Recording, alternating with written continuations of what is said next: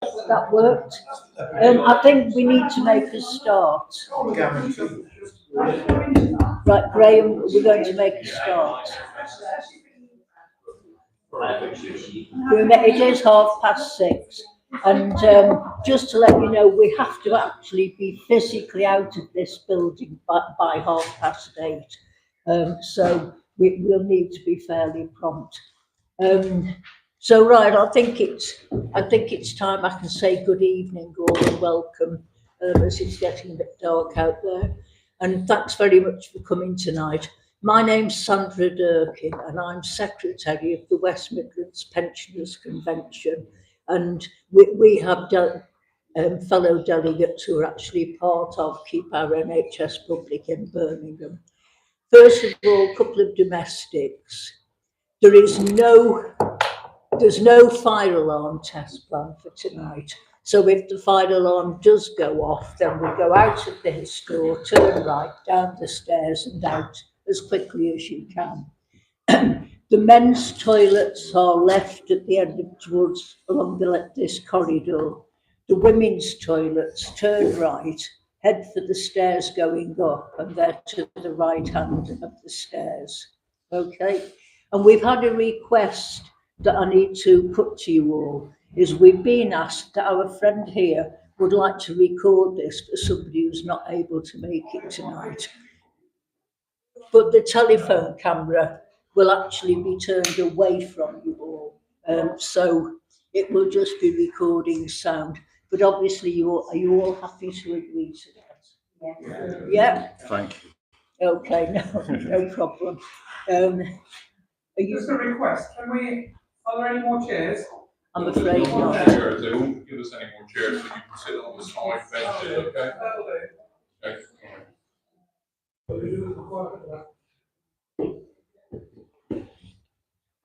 Can you close the door, please?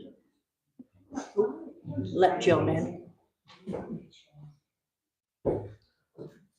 Right, okay, well, we'll make a start then.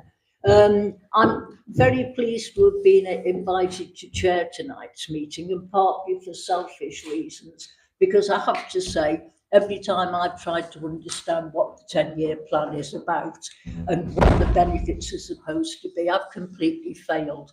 So I'm really looking forward to hearing people's perspectives tonight. And we're lucky we've got 3 speakers. We've got Caroline Hayhurst, who is a Unison steward in the NHS in Gloucestershire and was a key pivotal player in the phlebotomist strike, which lasted for, am I right, 349 days, which is a bit of a record. And she'll be telling us about that later. Now, have we got Dr. Ahmed Helmi here? Yes.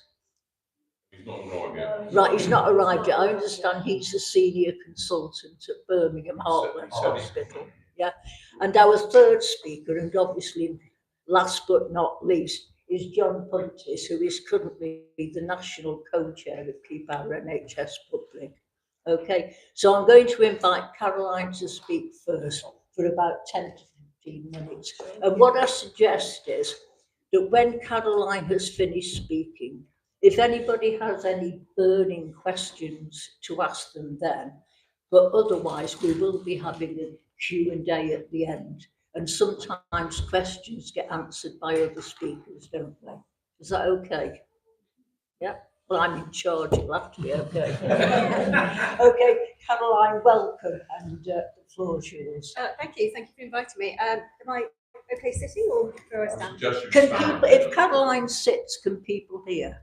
Oh, I'm not very tall, but I'll stand the same problem. Yeah. So I haven't written anything specific, so I'm just going to go with the flow. Basically, for several years now, our team of 37 phlebotomists have been asking our NHS Trust for a banding review. Now, that is something that they're contractually obliged to do for all NHS staff, but they have failed to look at our banding since, well, I've been doing it for 11 years and they've never looked at it since at that point. Now we're on band 2, which is the lowest band, pay band in the NHS, and it's just pennies more than the national minimum wage. And whilst we don't decry what anybody does in the NHS, absolutely everybody works their socks off, and I don't think anybody should be on national minimum wage. But we're on that same band with porters, domestic staff, catering staff, and yet our work is quite skilled. We take blood samples from small children, ex and current IV drug users, people on chemotherapy. They're often very, very challenging to take blood samples from. So after years of being ignored and basically overlooked, we last September on 24, we delivered a grievance to our chief executive to say we wanted our banding reviewed, and if they wouldn't agree to review our banding and just check that we're on the right band, because we believe that we should be on band 3, we would ballot our staff to take strike action. So they ignored us for that next 6 months, and we took a ballot which returned 100% in favour of taking strike action if we didn't get anywhere with our demands. So on March 17th of last year, 2025, we walked out on strike, thinking maybe we'd be out for a few weeks, a couple of months maybe at the most, but almost 1 year later, in fact just 1 week short of a year, we did managed to resolve our strike to a point. So throughout that year, we've just been up against the most belligerent and dogmatic of chief execs and trusts boards who have denied that we need to be rebanded. When they did agree to a rebanding, it was not within the job evaluation group guidelines. And it was sort of pushed under the carpet. No, you're definitely band 2, with no evidence that they'd actually properly run a panel. And then a whistleblowing complaint went into one of the panel members who sat on that panel to say that this was corrupted, that they weren't allowed to continue with their job and do it through to the end. And then in July, with advice from the job evaluation group, the trust agreed to another panel sitting and holding a review of our pay banding, and that was corrupted. And the advice that Jack had given them was not adhered to. They did processes that they shouldn't have done, didn't do things they should have done, and one of the staff on that panel actually admitted to the fact that they couldn't possibly find in our favour, or they would have to leave the trust. They felt that they would be committing career suicide if they found in our favour. So we've been battling on to try and get this resolved. Wes Streeting was involved. We went to Parliament, we've lobbied, we've campaigned, and our chief exec has further dug his heels in. We got a response from Wes Streeting, who said, this is not a national issue, this should be dealt with locally. But our chief exec was saying, no, this should be a national thing. So we've been pushed around from pillar to post, with nobody wanting to take responsibility of how this should be conducted. Our chief exec, in the meantime, has said, now we've gone from feeling undervalued and underpaid to the point where our chief exec then turned around, went through some negotiations with ACAS and said, well, do you know what? We found that during your strike, and bearing in mind they're covering the phlebotomy role with nurses who are not phlebotomists, so a lot of nurses can and do very successfully take blood, but it's not their primary skill. So it takes them longer, they're not always successful, it's not the best patient experience always, but what happens in any case was all of those nurses and some doctors were being paid band 4, band 5 and band 6 and upwards, and yet all we wanted was to get a band 3. So in terms of cost effectiveness, it wasn't, and it still isn't. And now our chief exec's saying, well, do you know what, we don't actually need you. You can come back as healthcare support workers instead, and we'll give you band 3. This is also, he can save face. He's now saying, right, we'll get rid of phlebotomy. So that our training is around about 9 months. We do 3 months on a one-to-one with somebody, and then a 6 months period of shadowing a senior phlebotomist who is experienced before we would sort of consider themselves to be fully competent. The Trust's idea is that you can have a half-day venipuncture course, so learning how to locate a vein and put a needle into it, and practices, and you're good to go. That says nothing over the 300 plus blood tests that we have to have knowledge of, and all of the testing criteria that goes with them, and all of the difficult patients and those who are clinically profoundly disabled and challenging.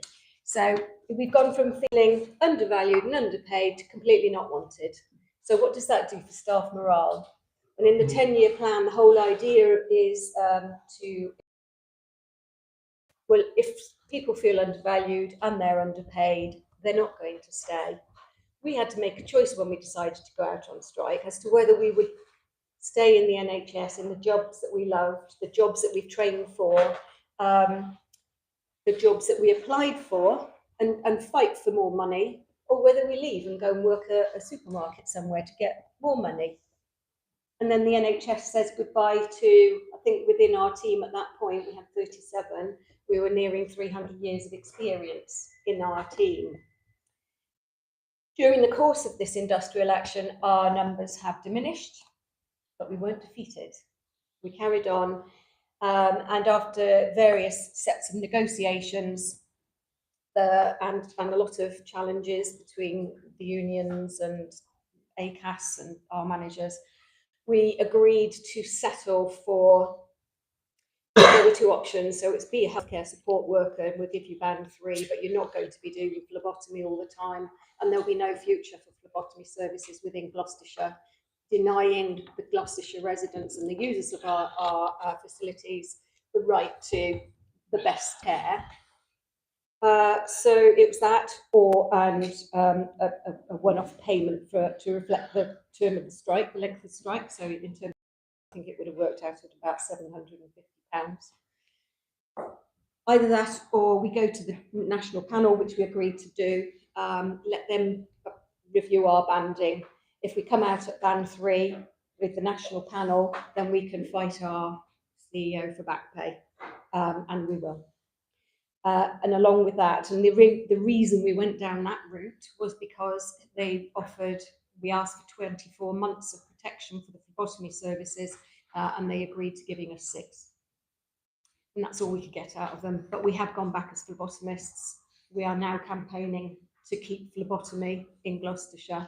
So whilst we're back at work, we're waiting for the outcome of the job evaluation group panel, and then we will push for back pay and also to keep phlebotomy. So that's where we're at.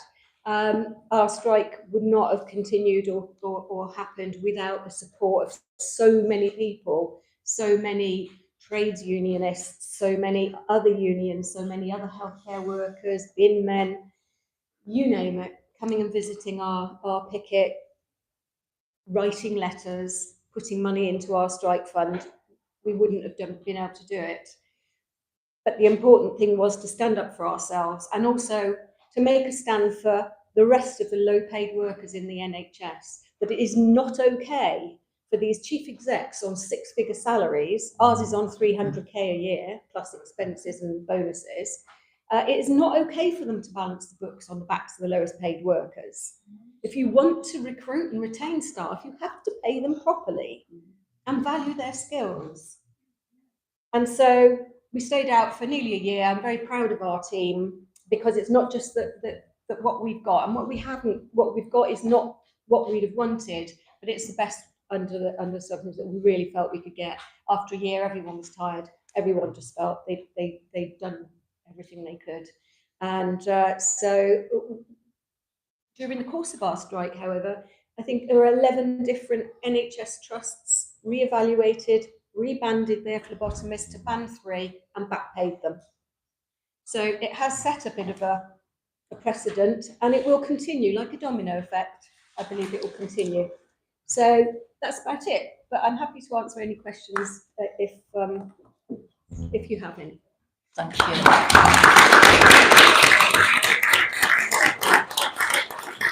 Yeah, I mean, thank you so much for that, Caroline. Because those of us who was a distance who watched it have been so impressed. And it's, you know, to hear those stark facts about how undervalued our NHS workers are. And, you know, as I'm sitting there now, I keep watching things like Lidl are about to start to pay so much an hour.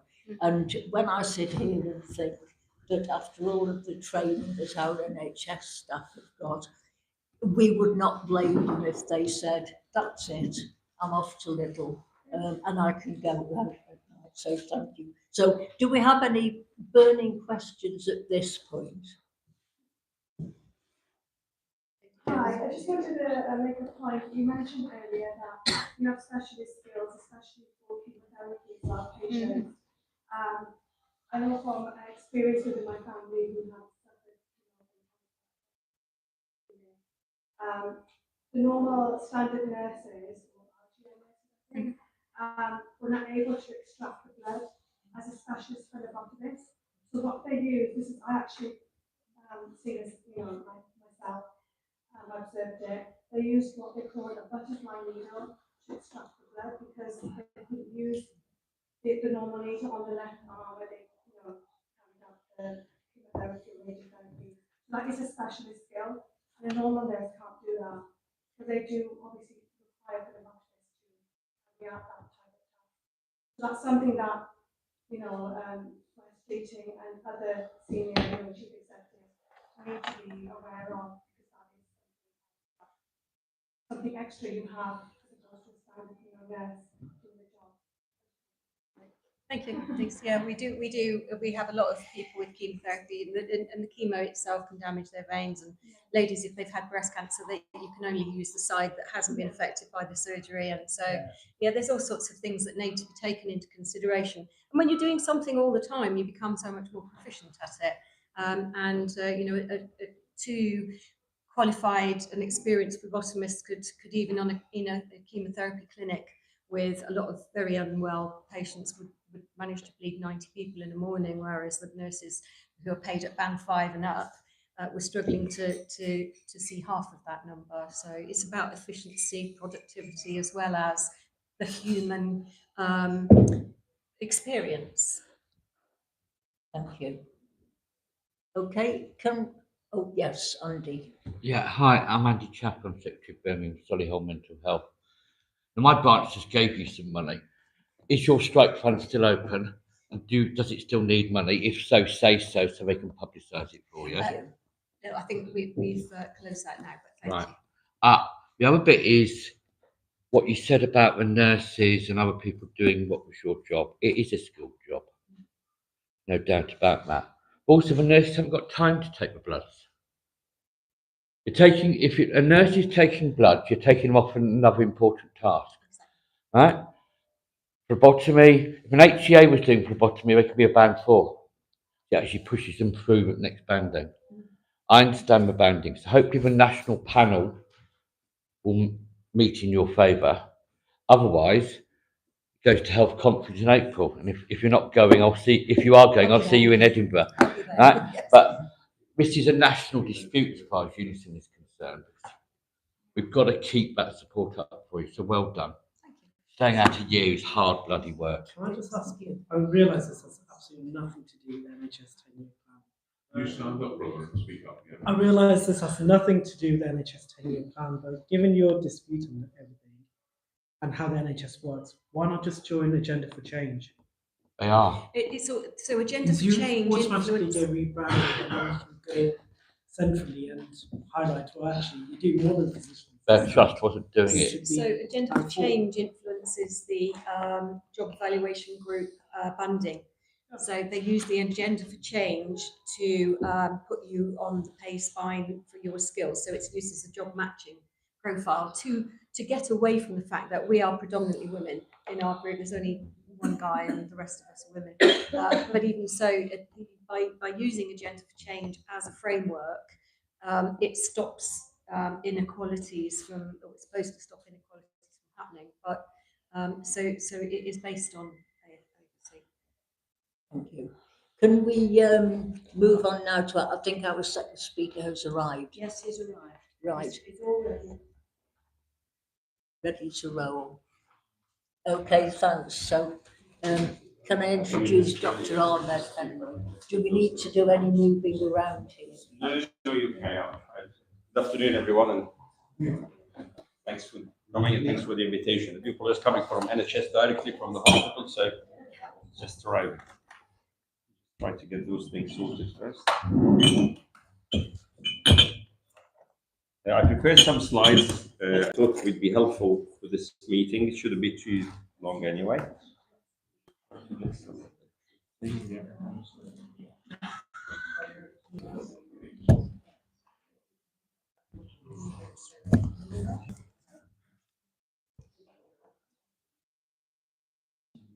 Always happens.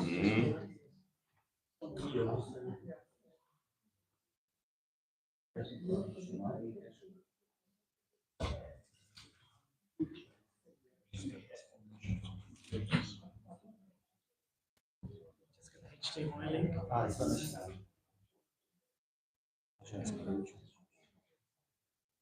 Should be another. And if you attach to this one, of course, I have. Yeah, of course, so this will be great. I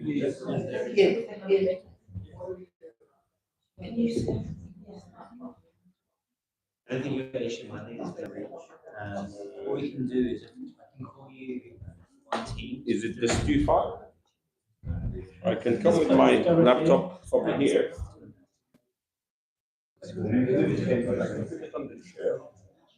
Stand up.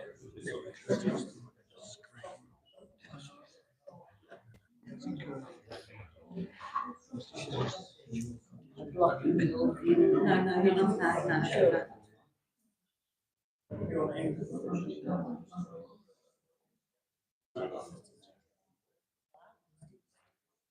Is this one? Should be like a sunshine. I mean, it looks like it is. I'm on that one, but.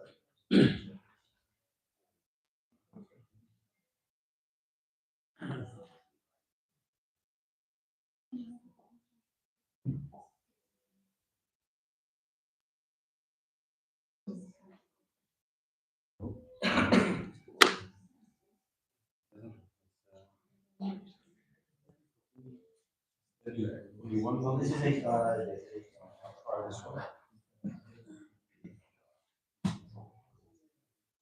Yeah, here we are. I'll leave this one for now. Don't need it.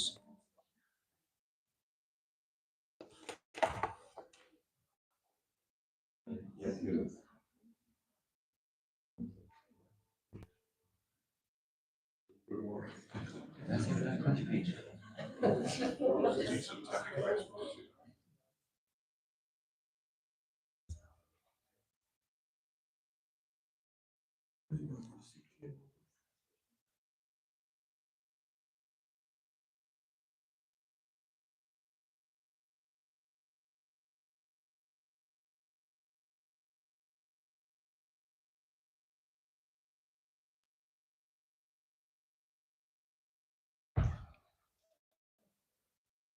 Okay, so we'll switch off the light. Maybe you can maybe see better if possible, or just make it dim as you want to. Unless you see it well, that's fine. So good afternoon, everyone. My name is Ahmed. I'm one of the consultant physicians in the NHS, and I'm an associate professor in the University of Birmingham. So it's a pleasure to be with you this evening, speaking about the NHS, keeping the NHS public. So it's a very interesting subject. I thought let me start by giving a bit of, to me, actually, I prepared that and looked to the NHS history. So most of us were born in 1948. So we're born probably after that, most of us, but just I wanted to see what's the concept of NHS, National Health Service. Even the word national gives some sort of more identity that something belongs to us as a national citizen of this country.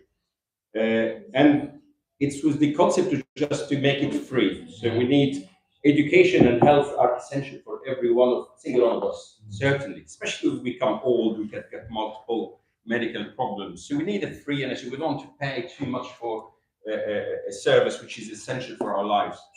And I think it's one of the most valued institutions in the UK, and we should be proud of it as UK citizens.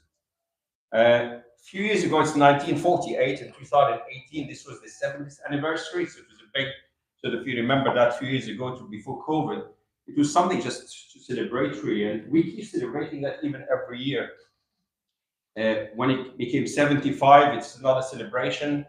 Obviously, UK is a big country, so we do have a big country. We do have, obviously, within Europe, I think we need to be proud of it because there are a lot of, I'm sure most of us, we did spend holidays in Europe or in America.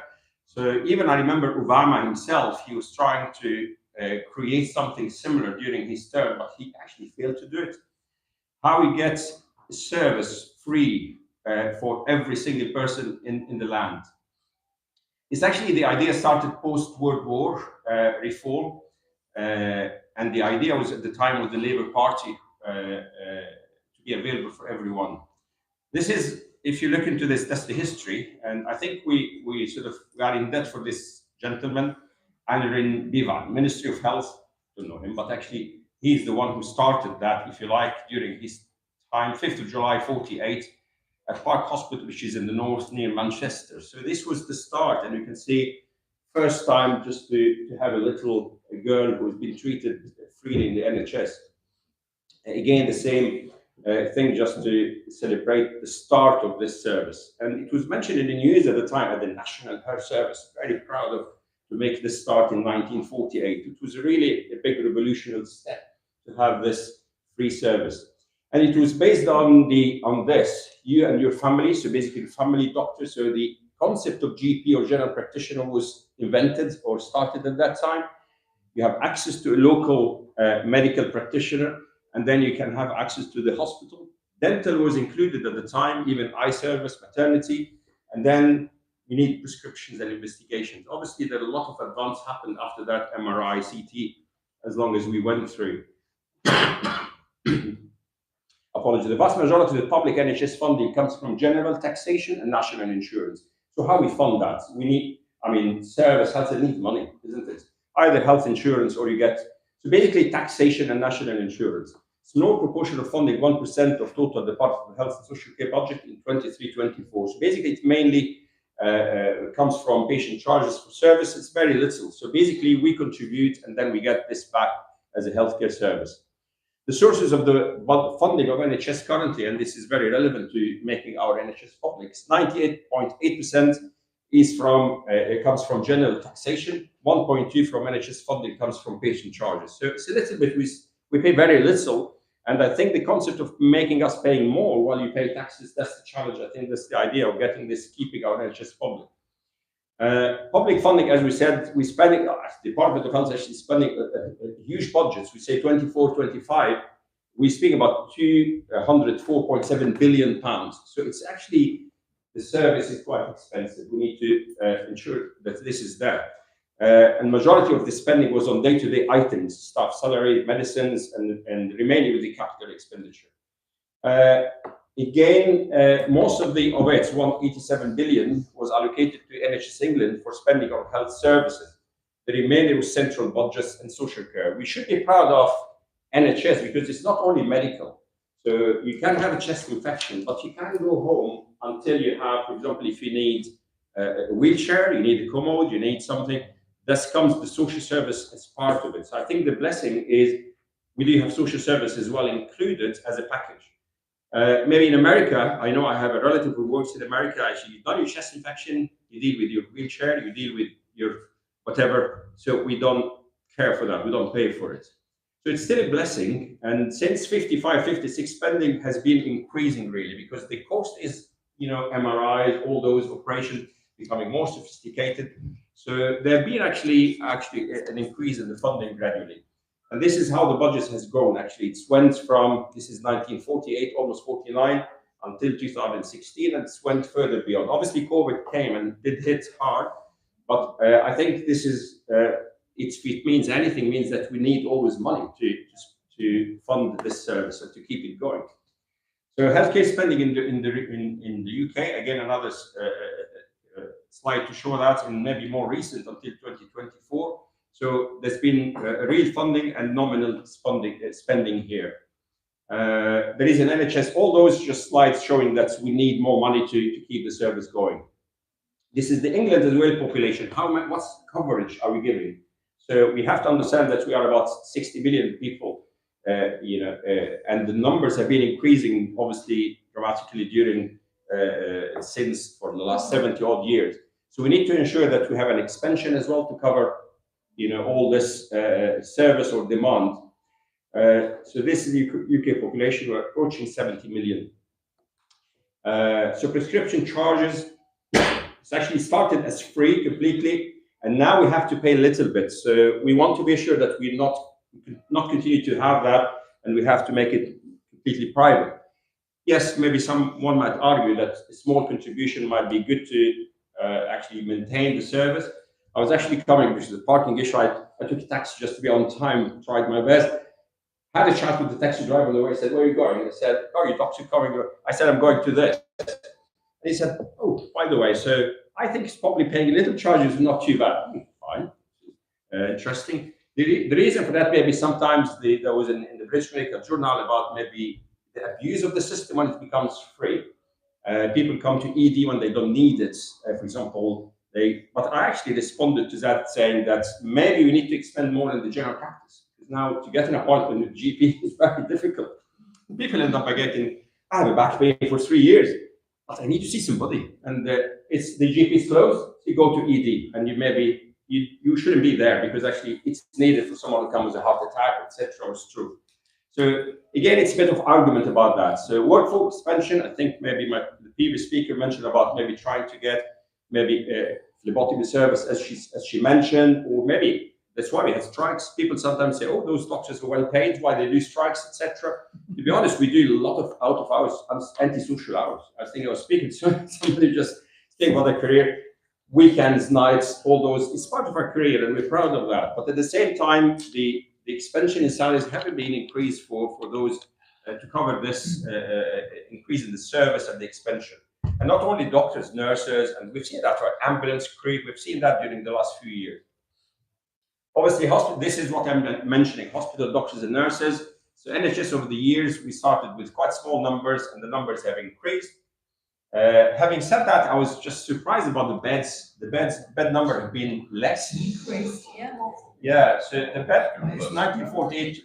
Having said that, to look into this carefully, I was just trying to analyze what happened. Obviously, I'm sure we have more hospitals and stuff like that. But maybe the interpretation for that is the hospital beds at the time used to be the multi-use. Sometimes you did have departments and use. I mean, it was a very simple model in 1948. Now it became more sophisticated. You can use the department and beds in different ways. But I doubt about it. I found this one actually with the source there. So I was a bit surprised that we should have more expansion rather than less, which, yeah. The life expectancy, obviously, people live longer now. That's another issue that people live. That's why I have a care of elderly departments. People live 90s and 80s, and especially they start to get comorbidities and multiple problems. The good news from the NHS that's over those years, the infant mortality has decreased. So the NHS did work. I think we do have actually impact on good things. We need to be proud of that. So vaccination programs, I think started a long time ago, even for children. We've seen recently the meningitis in Kent and stuff like that. So basically the vaccine, COVID, all of us, we did have this COVID campaign, which was extraordinary during the COVID time. So the vaccination programs and cancer and cardiac advances, hearts, to be honest, we should be proud. Yes, I agree. And I'll mention that in coming slides. If you have a knee problem, you might stay 2 years waiting for a knee operation. It's terrible. So we try to criticize NHS. But if you have a chest pain, you go out the door in Heartlands or QE, you'll be triaged directly, go in to get maybe a cardiac cath, or get to the lab, or get in heart tracing, and all those sort of things done properly. Stroke, you can get what they call thrombolysis or dissolving the clot quite fast. So the emergency thing still remains a blessing. But the elective thing, especially after COVID, becomes really quite a hassle. And we go to ED, stay 12 hours. To be honest, it's not human. And we have now something called push patients. What's push patient? So basically, patients come to ED and they have to be pushed to the ward. So I'm just still sitting on the ward as a doctor. Like, what? There's 2 patients in the ward. The push patients come from ED. I can't examine them. They are in the corridor, so I can't. They're pushed until you have a bed cleared and they go and get the bed. So this is actually unacceptable as well. But this is, if it reflects anything, reflects the demand and the needs, while the facility is still relatively limited. Especially after COVID, we're still recovering from COVID, if you like. So the vaccination program, the cancer, everything has gone down. The vaccination program, those are different vaccination introduced, and how it did affect the the health of people as well. So this is the cost of cardiovascular disease, NHS and wider society. Certainly, this healthcare cost in England and stand 7.4 million and 15.8 billion per year for non-healthcare costs. So it's an expensive service, I have to say. But we have to be proud that the heart's problems are improving. As we said, the infancy mortality is improving. 1 in 4 deaths equates to 1 death every 4 minutes. This is the alarming thing about the heart. We do have more heart problems happening with the sedentary life, the obesity rise. So basically, we see that quite often now, people living longer, as I said. So the major risk, this is an example for one thing, just risk factors for heart problems like high blood pressure, smoking. All of us, we do, unfortunately, we do have this. Everybody, if you go in any public transport, people sitting on iPad or mobiles, every single person there almost. Basically, we are very sedentary, we do less activity, etc.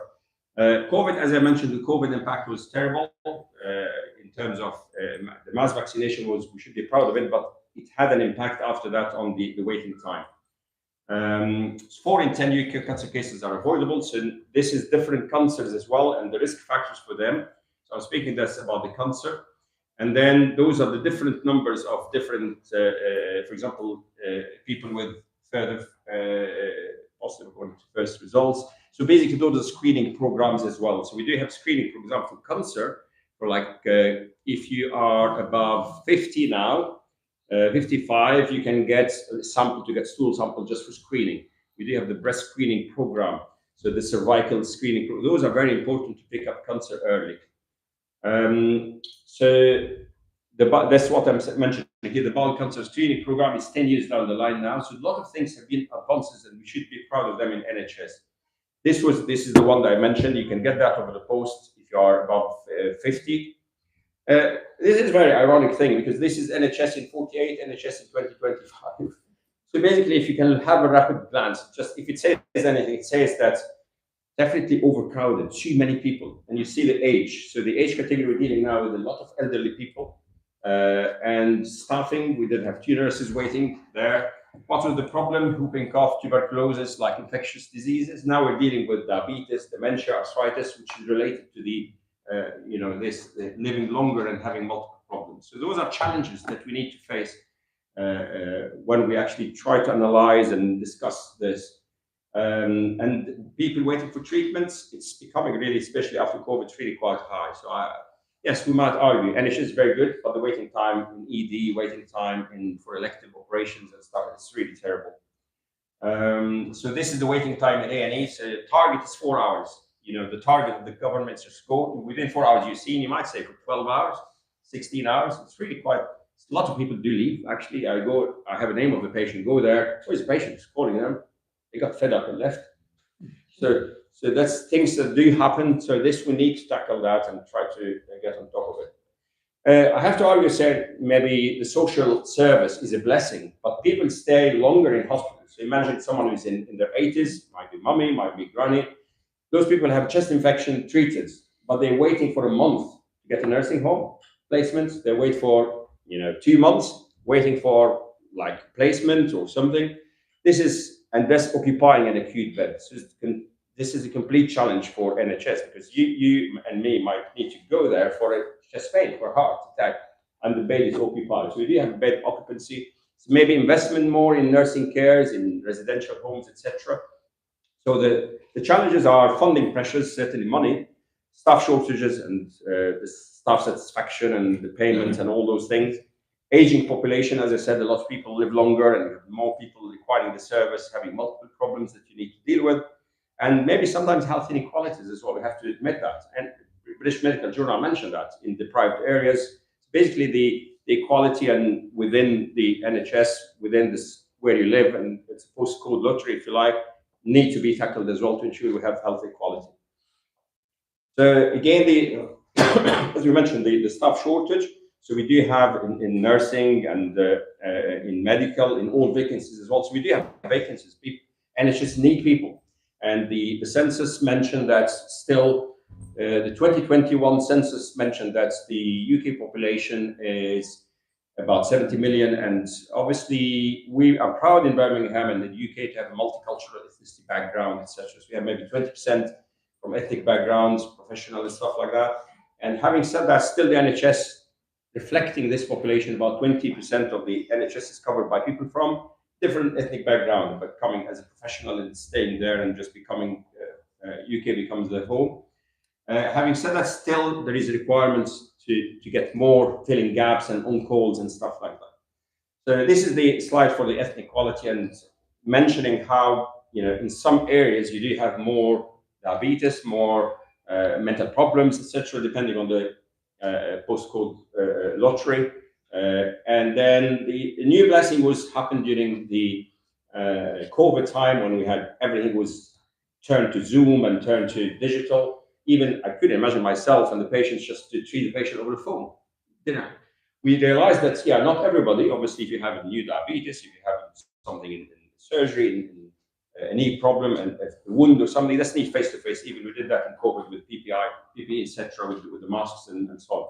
But if you do have follow-up blood results, etc., if you are elderly and you have the traffic jam and the parking and the coast and all this, why not to have a discussion of a video conference and give you the same, and we can discuss results. So this was an NHS app became really. So this is an advance as well in technology and using technology in NHS, and I think it's becoming really good. You can get your diagnostic. Now the new era becoming the AI. I'm not sure if obviously I'm not advised to go for Dr. Google because a lot of people do go to Dr. Google, tell me what I have, etc. Good to have awareness, etc. But certainly still the skillful, as we said, phlebotomy, etc., and other healthcare professionals, we need the skill in addition to maybe guidance by AI or getting more raising awareness. So we need workforce investments. The future of NHS, I think, preventative healthcare focus, more prevention before treatment. We need sustainable funding. The privatization is a challenge because people now say we want to get on top of the waiting list. Let's do it private. Obviously, we challenge that because we are taxpayer and we need to get it for free.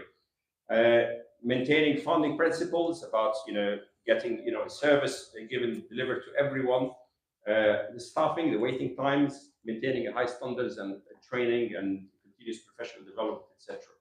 So yeah, it's trying to put some history of the NHS, pros and cons, some statistics and challenges and possible future. And I'll leave the floor for you guys. Thank you very much.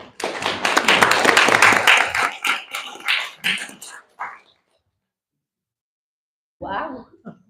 Thank you for that. Do we have any burning questions? Yes. Yeah, I'm Stuart Richardson. I'm the treasurer of BhamUrbanNewsUK. It was a very impressive talk, particularly interesting about the financial figures at the beginning. And have you got any indication of what the government plans in terms of increasing? Just one warning, there's a tremendous pressure to spend more money on defence. Britain spent 60 billion in the present last year. The government talked about spending 90 billion, that's 30 billion. But NATO, which unfortunately people at the Labour Party and the Green Party support, wants 131 billion. Now, where do you get that 71 billion? It's obvious you're going to have to cut services in the NHS. So that's the battle in front of us to stop these cuts in the NHS and stop this mad rush to war. Thank you. Yes, no comment. I think it's just a very interesting point, and certainly, yeah. Especially to be honest, I can see many faces on the table which people have been joining in the pro-Palestine sort of activism, etc. Certainly, we need a fairness. We're human beings at the end of the day, as doctors or healthcare professionals. We're human beings. We want to save lives, and we've seen all the genocide in Gaza. I've seen this. Not turning it into politics, but to be honest, it's humanity. We've seen hospitals attacked. We've seen those things, and why we should be taxpayers paying for genocide or paying for a war why we should be involved in wars which is not an interest of ourselves or the country. So basically, I agree with Stuart in terms of, we need to have actually a good defense and good army to defend our country, but at the same time, need to be legitimate, and also we have to look into our NHS as well. So how to make this balance and to be, you know, the right direction. Thank you, Lisa. Oh, yes, sorry. It's all right. Yeah, my name's Jude. I'm here as a member of the Yes, you UCU. stand up. Sorry, the UCU union. I'm a retired member. About various disputes, solidarity, what we can do to support. But I was just reflecting as a person born in 49, 1 year into the NHS, my history of understanding the changes and being always engaged and caring about what's going on. The issue of beds and that massive reduction says a lot to me about the drive towards making the NHS a more and more poor service and the problems that arose. My mum died of MRSA because they used to close a ward when there was a hospital infection. They don't do that. They didn't do it. They put people on those wards, they died. And the other thing is, all the way through, as I understand it, you always had private patients in NHS beds.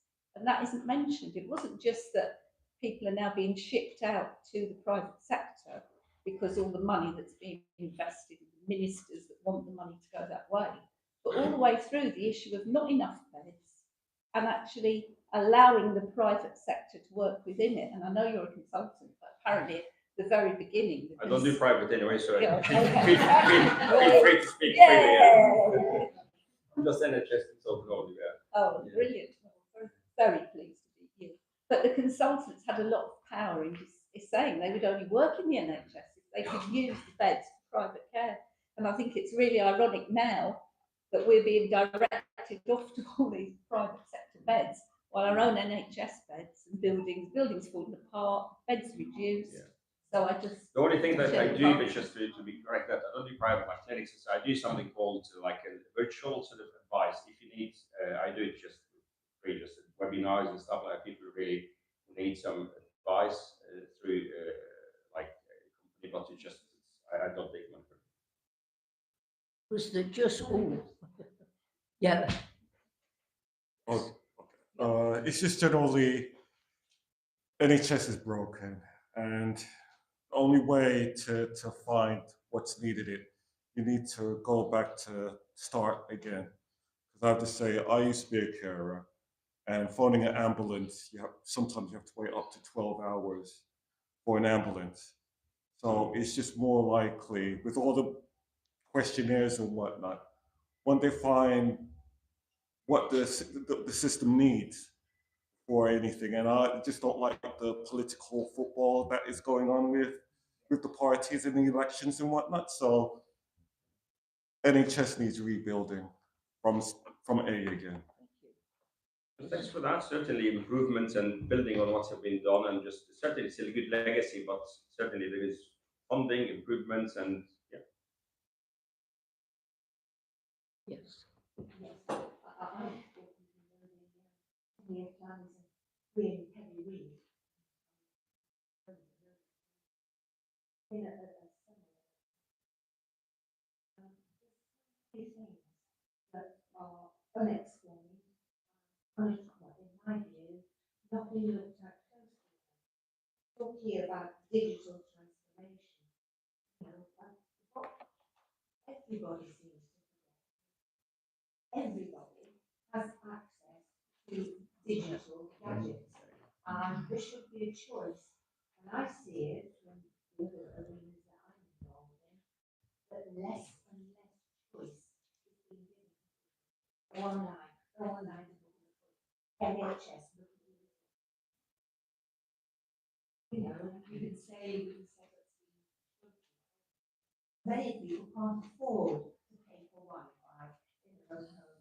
I see this as a real lack of looking at some of the quality that has been lost over the years. We really have lost that. As well, is that in all of these plans with our integrated care, with our patient surgeries, we as patients are very, very, very rarely asked what our views are.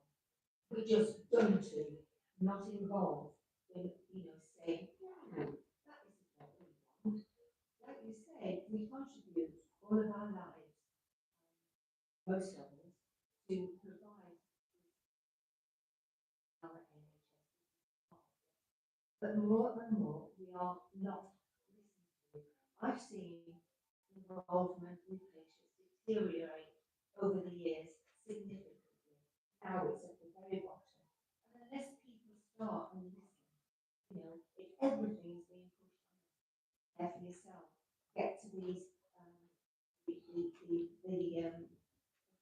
virtual wards. It's just not equal for the majority of the population. You know, I don't know about you, but I consider myself as young person. But you know, yes, we've got an aging population. Instead of being made to feel we're a pest or a nuisance, our experience and the commitment we've given all of our lives, a lot of us to the NHS. I think equality is a big, big thing. It depends on where you live, whether or not you get class treatment. It's so diverse. And with our GP surgery, even in, you know, in our areas where you live, one surgery can be outstanding, others are awful, waiting 3 weeks for an appointment. My surgery, I can get one the same day or the day after. I live in quite an affluent area, but the people that need the most help get the least funding, not only from the NHS, from the Integrated Care Board that I'm through, and the GPs. All of this is just, to me, it's just pride in the smile.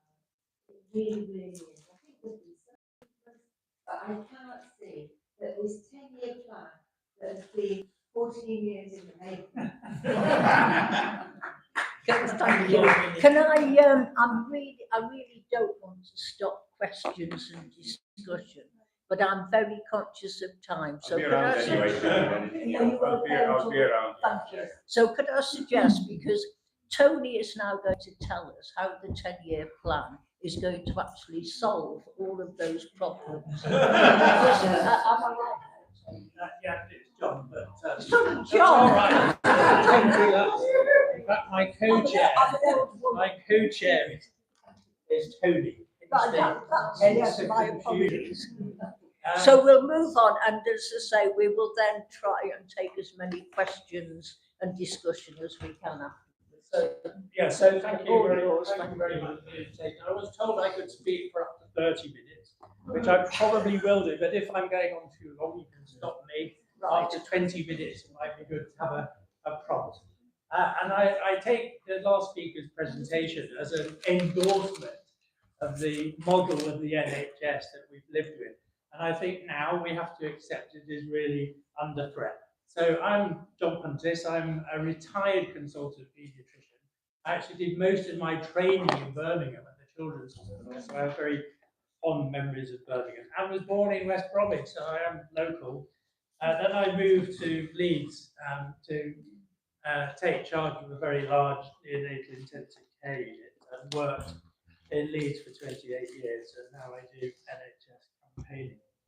Now, the gentleman here said the NHS is broken, but I think I want to challenge that. I'm going to talk about whether the 10-year plan will fix it. And I think in terms of health policy, it's important to kind of remember that in very robust, detailed international comparisons of health services in rich countries, until 10 years ago, the NHS always came out as number one. I mean, it had its faults, no question, but if you compared with other countries in terms of access, equity, efficiency, and other measures, the NHS was right up there. Things have changed enormously over a very short period of time. And New Labour, they didn't get everything right, but they did improve the NHS. They improved productivity in the NHS, and public satisfaction went up considerably. So it's important to kind of look at what they did and say what lessons could be learned. And you would have expected the current government to have done that. and that would have informed aspects of the 10-year plan. I'll talk a bit more about that, but in fact, they don't seem to have looked at that at all. In fact, deliberately ignored it, I think. And there's the narrative coming from government, West Streeting, is the NHS, it's all very dramatic, the NHS is broken. You know, you have to reform or it will die.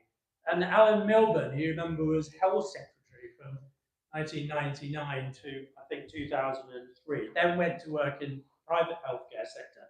He's now back in Department of Health as non-executive director, but very, very influential. He's bringing back the policies that he put in place in terms of marketisation and using the private sector back, 20 years ago. They didn't work then, so why he thinks they'll work now, I don't know.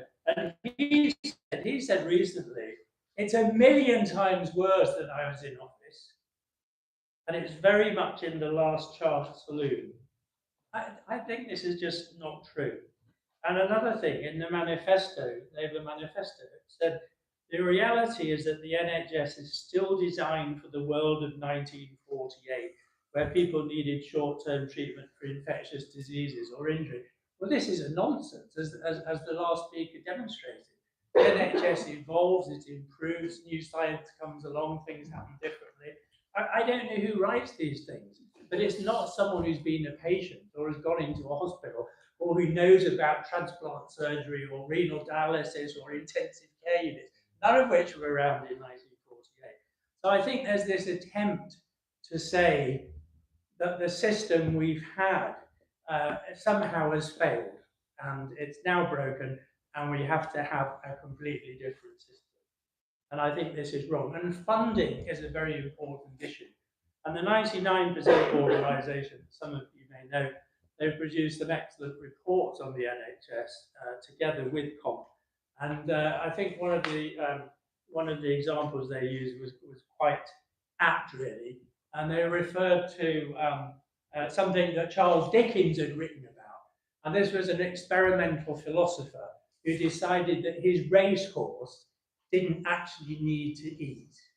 That he really didn't need to eat, and he would keep on going, keep on winning. So he slowly reduces the diet and gets down to almost nothing. And then, of course, the horse is clapped out and it can't do anything. But his conclusion is that it's the horse's fault and not the diet's fault. And that's analogous to the situation now. The NHS has actually been starved of funds and resources and staff and capital investment. That's why it's not working very well. All those things are remediable, but you can blame the NHS itself. So with corridor care, for example, which my colleague mentioned, in February there are 150,000 people who spent more than 12 hours waiting for a bed. So it was about 1 million last year. 10, 15 years ago, there'd be maybe 500 people over a year who'd have that sort of wait. And there are huge systemic challenges, and lack of social care is one of them, because 1 in 7 beds are occupied by people fit enough to go home, but they can't because there isn't community and social care support. And that makes it very difficult to admit people from A&E, so they wait there. If they wait a long time, there is more risk of dying. The Royal College of Emergency Medicine said last year 16,600 people died because a decision is made to admit, but there isn't a bed, and a bed has to be found and made. And so they died. What's the government doing about that? Nothing. It doesn't even like discussing it or considering it, apart from a pledge that it will get rid of corridor care by 2035. But actually, recently, it said, well, it's the NHS's fault. If the senior managers and the senior nurses went down to A&E, they'd quickly be able to sort this out. It's just a matter of local leadership. This is nonsense, of course. So what does the NHS do? This is why I say the NHS, for all its problems at the moment, is not broken. This is England, 11 million operations a year, more than 1.5 million cataract operations, 600,000 babies born in the NHS. It has 1.5 million staff, 1,200 hospitals and community sites, GPs see 1 million patients a day. There are 5 million individual medicines dispensed in primary care each year. The friends and family test, where you go into hospital, you have to fill in a questionnaire about your stay. Over 12 million responses each year. 93% of those report a good or very good experience. That's patient feedback. So yes, there are problems in the NHS, but I think it's wrong to call it broken, because I think it's fixable. And Labour commissioned Lord Darcy to diagnose the problems of the NHS. Although why they did that, I don't know, because plenty of people have diagnosed the problems of the NHS before that: underfunding, understaffing, lack of planning, etc. But Darcy said the NHS is in a critical condition, but its vital signs are strong. In other words, with the right treatment, it will recover. But actually, although his report was commissioned so that Labour could then decide on the most effective treatment and implement that treatment, they've actually ignored some very fundamental things that he said. So, for example, he said you need to have a lot more capital investment. Compared with other European countries, we've spent something like 37 billion less on capital investment. So you've got hospitals that are falling down. At my own hospital, 120 sewage leaks in 1 year. You know, some of them in the wards and in clinical areas. Lifts breaking down, roofs leaking. This is now common. The backlog amount of money that you would need to do the repairs in hospitals and to replace failing equipment now stands at 16 billion. Why? Because the hospitals have had to use money for this kind of work to put into frontline patient care. And the result, this is one of the reasons why the NHS is having productivity problems. I think in the Darcy report, they said that there were something like 10 events each day in hospitals, which meant closures of services because of infrastructure problems, lack of repairs. And he also said the NHS don't get rid of senior managers, because this is a bad idea. It removes a lot of institutional memory, and actually the NHS is undermanaged. So you often, the right-wing press love to say far too many managers, get rid of them. If you look at kind of general business, about 12% of employees are managers. NHS, 3 to 4%. There's a strong argument the NHS doesn't have enough managers. And yet we now have the Department of Health being closed down, 20,000 job losses, many of them in Leeds, and no impact or risk assessment done of that. It's just, oh, we'll save money because they're duplicating work, so it won't matter if we get rid of them. And at the same time, the Integrated Care Board, 50% cuts in their budget, which translates into about 50% of their staff going. So you've got these local changes in staffing, national changes in staffing, a lot of experienced managers going. And actually, it's a chaotic situation, which is making getting the NHS back on its feet all that more difficult. Now, I'm just going to go back to the Labour manifesto, because it made some promises, really. One was it was going to rebuild the NHS on its founding principles. Now, you can't go and find a document from 1948 which says these are the founding principles, but they're generally well understood to be a publicly provided service, a publicly funded service, and amongst other things. No mention of privatisation, of course. But in the Labour manifesto, it's very clear that there is no mention of public provision. And I think a lot of this running down of the NHS is about getting people ready to accept a change to a much more privatised health service. That's been very, very difficult, because people, even now, the vast majority of the public want an NHS which is funded out of taxation and is free at the point of delivery. So it's been difficult for politicians from whatever party to attack the NHS, and they've focused more on undermining it through their policy.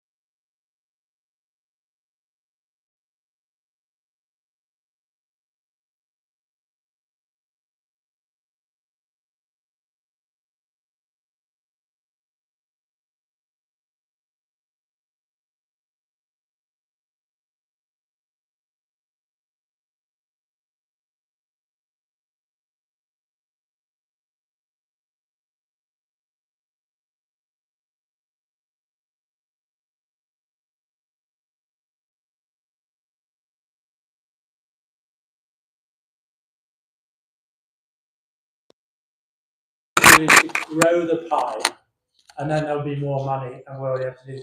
The problem is we've been growing the pie for years, but who benefits? The rich benefit. There's greater inequality because most people don't benefit from growing the pie. And Labour isn't challenging that at all. And that is something we have to challenge. And it's also completely different to the situation in 1948. So the economy almost wrecked by the war, a much higher level of debt in relation to GDP than there is now. And what did the government say?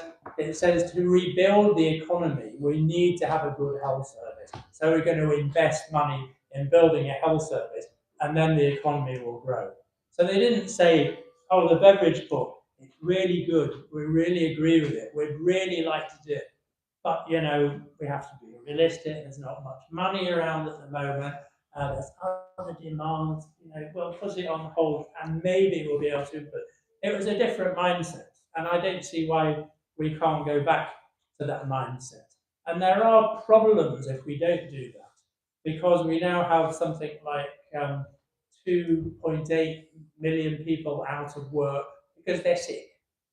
And so you have this kind of loop. You've got a poor health service, can't treat people, more people sick, out of work. That's a negative effect on the economy, so you have less money for the health service. So you can't provide good treatment. So you have even more people. You know, there's that loop. There's also a poverty loop. If you're poor, you're much more likely to be ill in various ways. Obesity, for example, much more likely to be obese, diabetic as the years go by. And if you really wanted to reduce the burden on the NHS, it wouldn't be gene testing everyone at birth and finding things that you didn't know what they meant and you had no treatment for.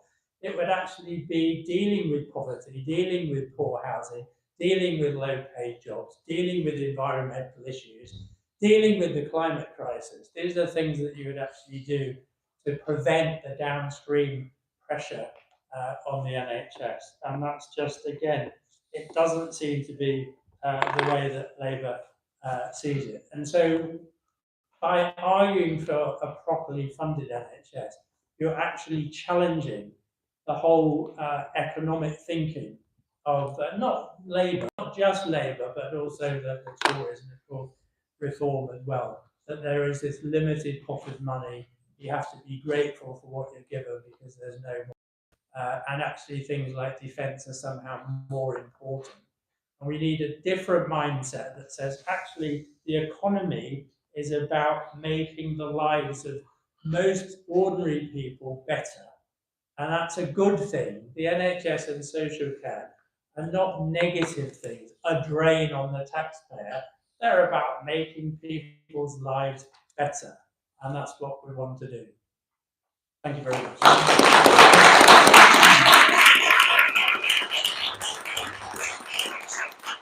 Thank you, John. I suspect that you could have kept going for another hour and we would have sat here absolutely mesmerised. Yeah. That was an absolute. So thank you.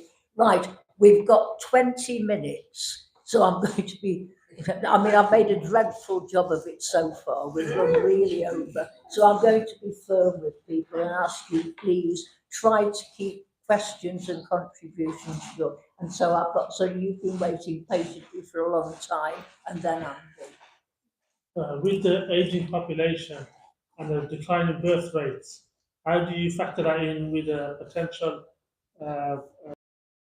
who are giving signs that they want to privatize the NHS? Well, it's a good question in relation to reform. So reform, they do want to give money to the private sector. They are introducing a new model in terms of funding with social insurance, but they don't point out that that's more expensive. It's going to cost you more. And I think all politicians who argue for a fundamental change should be explaining how much it will cost. You only need to look at other European countries. They spend a lot more, but also they spend a lot more on administration because they have quite complex insurance systems and top-up fees, and some people are covered and others aren't. So I don't think reform's got anything sensible to say. They've got some terrible policies as well, I think we'd all agree. But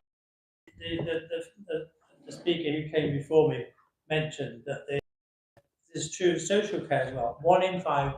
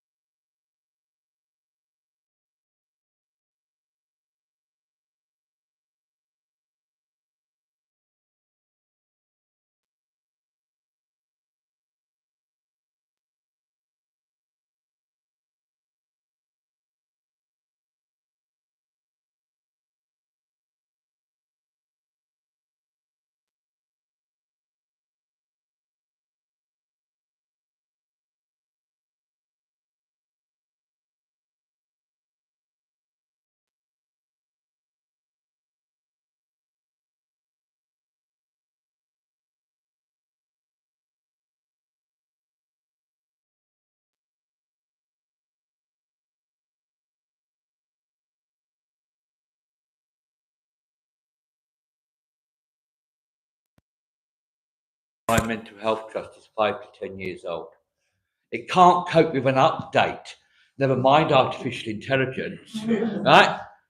If they're actually going to bring AI into the NHS, they're going to have to buy new computer equipment for the whole of the NHS virtually, because our machines are updated at the last resort, basically. But so that's one of the things they've got to actually cope with. How do you do AI on a 10-year-old computer?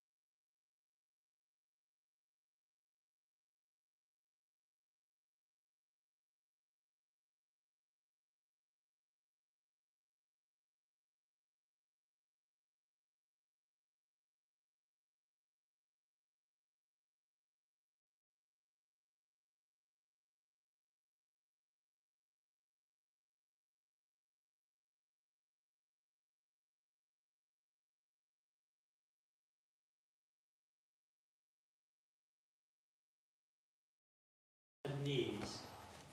The private facilities that the NHS pays to do NHS work, they're in affluent areas, they're not in poor areas. And they don't want to take complex patients, as I said, so that you're more likely to have diabetes than they're used to if you come from a poor background. And it's quite clear from work that Professor Alison Pollock's done recently that the effect of outsourcing orthopaedic surgery to the private sector was that waiting lists went up and that the people from the poorest backgrounds waited longer than those from affluent backgrounds. And the NHS has a statutory obligation to reduce health inequalities. But here you have the use of the private sector will actually increase them. And yeah, there are a lot could be said about IT. One of the links just between IT and mental health is that the overall mental health budget, or the slice of the budget for mental health, despite commitments to parity of esteem and physical health, has now gone down. And the justification is, oh, we're spending more money on IT and that will help. No, it actually makes people ill. Okay, thank you. Sorry. Chair, can I just say something about Birmingham Chaos Division? You finished. Yeah, because I'm also conscious that Caroline and Ahmed might want to add something before they leave as well. So if you could be brief. Yeah, well, I have three things to raise. I'm going to combine myself to one, which is to reference 1947. When the Labour government brought the NHS into existence, they did that in the context of an almost totally destroyed economic infrastructure. They did it in the context of having massive debts to the USA in particular, and they did it anyway. And having launched it, when they got to the end of the first year of the NHS, it had been almost broken by the history. When the NHS was formed, there was a huge backlog of untreated conditions because people couldn't afford to go. In the film made on the 75th anniversary, that there was a doctor speaking whose father had been a doctor, had been a GP in 1947. And the immediate response to launch the National Health Service was people coming in with conditions that should have been treated years ago, but haven't. Decided one case of there's a woman patient who's got a hernia the size of a football. And people lived with those conditions. And when that backlog hit the NHS, it almost broke it. But at the end of the day, the government decided it wasn't a question, it was a question of will. And that's the situation today. We can afford this if we decide it's a priority. And that's the pressure we've got upon central government, is wherever the economic excuses are, it is a question of will. We can build a proper NHS once again if we decide we're going to do it. I agree, and I think the model that, and I'm sure you would agree with it, the model that we should look at is actually the model that the founding model. I don't think there's anything wrong with it. It's the best model around, and that was one of the helpful things that Darcy said as well, which has been disregarded. I think he said don't talk about changing the model because actually they're all more expensive, and the NHS, if it's funded, it works well. And dentistry, of course, one of the huge issues when the NHS started was the demand for dental treatment. And of course, most adults have dentures. I mean, my parents, who were born in 1920, I remember them, they'd be in their, I remember them when they were like mid-30s, and they both had full dentures. And what's happened now? Of course, more than 50% of dentistry done in the private sector. Lots of people can't even see a dentist. So yeah, I absolutely agree entirely with your point. Mine's more of an observation. Dr. Ahmed showed us the age demographic of the population. You talked about 1 in 7 people being in hospital that shouldn't be there. And I think before we get to the NHS, we need to reform social care. And I think that needs to be taken back into public ownership like the railways. You have this, I don't know what to call it, it's just obscene that self-funders are being ripped off. There needs to be regulation. You've got care homes where an individual is in one room and city council are paying £850 a month for that person. The person in the room next door is a self-funder who may be paying £1,200, £1,300, £1,400 for the same care. And when their money runs out, if you're a faithful relative and you want to keep them there, you're then faced with having to find a different £700 or £800 a month to pay as a top up. That, if we all go to Tesco's on the way home and we choose the same loaf of bread, we're paying the same price. Why does that not exist in care? Yes, we've got a lot of problems with I agree, it's a really important point. And we have a sister organisation called M Social Care Disgrace. I don't know if you've come across that on the website, but we campaign for a publicly funded social care system. And really, you're right, that should be a priority. If you improve social care now, you get people out of hospital, you get people out of A&E into the beds, you have space in A&E to get people processed more quickly. So the ambulance turnaround time is much better as well. So that's where the focus should be, but it's not. Thank you. Can I ask Caroline? Can I ask Caroline and Ahmad, is there anything that you would like to add at this point? Because you've sat there very patiently. No, I think I enjoyed the last speaker today. Really well sort of presented, and the 10-year plan was being explained quite well. My only concern is just it's a Labour manifesto. I would expect it more to be the Conservative or Reform one, but just a bit surprising. Yeah, no disappointment to us. Caroline? I have no questions. I do have one thing to say that struck me about Andrew Bevan in 1948 when he started the NHS. He said there'll always be an NHS as long as there are folk left with the faith to fight for it, and I think that's down to us, isn't it? It's a great slogan. In fact, there's no evidence that he said it. He should have said it, but it doesn't stop me quoting it. But actually, I've been to the Bevan Society. There's no record that he said that. There was a play in 1978 which was about Bevan, and there was a kind of similar phrase used in that. But their sentiment, of course, is spot on, that we have to fight for the NHS.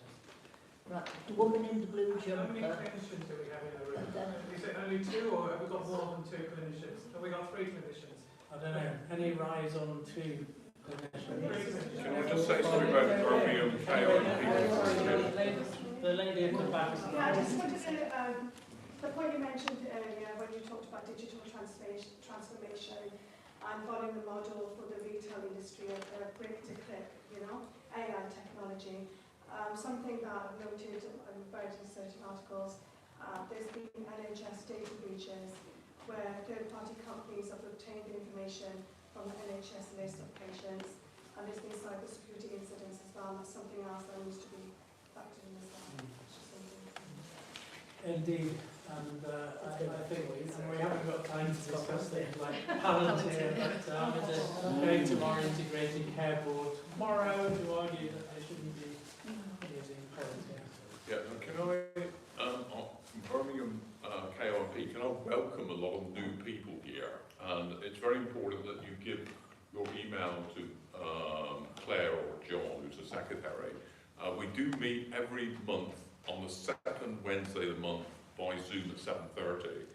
And obviously it'd be very good to involve people here in our campaign work. And just one sort of announcement. I mean, the Birmingham Council, through closing adult social care centres and its disastrous of the bin strike and spreading diseases as a result of that, have really affected the health of Birmingham. And tomorrow is the last council meeting before the elections, and the Brum Rise Up, which is the banners over there, Unite bin workers and independent candidates are standing. And we could see some dramatic changes. This is the Birmingham Post. Labour faces prospect of a wipeout at the polls. And, there is a growing anger at the Labour Party's failures. And obviously, KONP is not a politically aligned organisation, but I'd urge people to get involved in our campaign work. Make sure John or Claire's got your emails so that we can actually inform you about. And we usually meet on the second Wednesday in the month at 7:30, and you'd be very welcome at the Zoom meetings. And I think have questions ready for when the politicians come knocking at your doors for your vote. Can I give you one? Very, very quickly, I just wondering how we can get Sorry. I was thinking how many people I know from my own contacts don't realise that PFI loading onto the NHS caused massive problems with resources, and how do we make people aware more widely, you know, of this is redressing the mythology and the lies that are out there about the NHS failing. Yeah, because we have the stories, don't we, about how if you want the light bulb changing, it costs £50 because you're tied into the PFI contract. Yes. Yeah. We are really, it is now 19 minutes past, we're going to have to start to finish on the break. So can I ask you once again to thank our speakers tonight.